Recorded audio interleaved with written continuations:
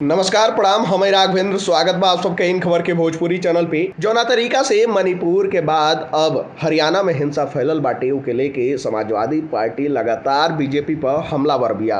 आपके बता दी सपा अध्यक्ष अखिलेश यादव द्वारा कहल गईल कि भाजपा सरकार पूरा देश में नफरत का आग फैला रहल बाटे। भाजपा अपने राजनीतिक एजेंडा खातिर सामाजिक सद्भाव के बिगाड़ रहल बाटे।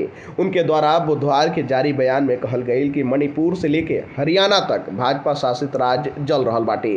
बरेली में दंगा करौले का साजिश भइल। भाजपा सरकार दंगइयन के सह देले और कानून व्यवस्था बनावे वाला अधिकारियन के दंडित करेले। ओकरी बाद उनके द्वारा कहल गईल कि हरियाणा का हिंसा मणिपुर के बाद डबल इंजन सरकार के नाकामी का एगो और उदाहरण बाटे। सरकार के रूप में भाजपा का इंजन फेल हो रहल बाटे।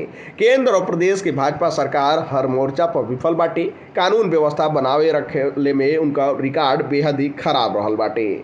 आपके बता दें कि अखिलेश यादव द्वारा सीधा सीधा बीजेपी पर निशाना साधल गईल और एजा बरेली का भी जिक्र कल गईल। अभी कुछ दिन पहले ही बरेली काफी चर्चा में रहे। जौना तरीका से कांवड़ियन के ऊपर लाठीचार्ज भइल ओकरे मात्र 5 घंटा बाद ही जाके एसएसपी प्रभाकर चौधरी का ट्रांसफर का आदेश आ जाला। ओकरे बाद सीधा सीधा अखिलेश यादव द्वारा बीजेपी के घेरल जाला। अखिलेश यादव ये बात का भी जिक्र कर रहल बाने कि जौन अधिकारी कानून व्यवस्था बनौले के कोशिश करिया ओके भाजपा सरकार दंडित करेले।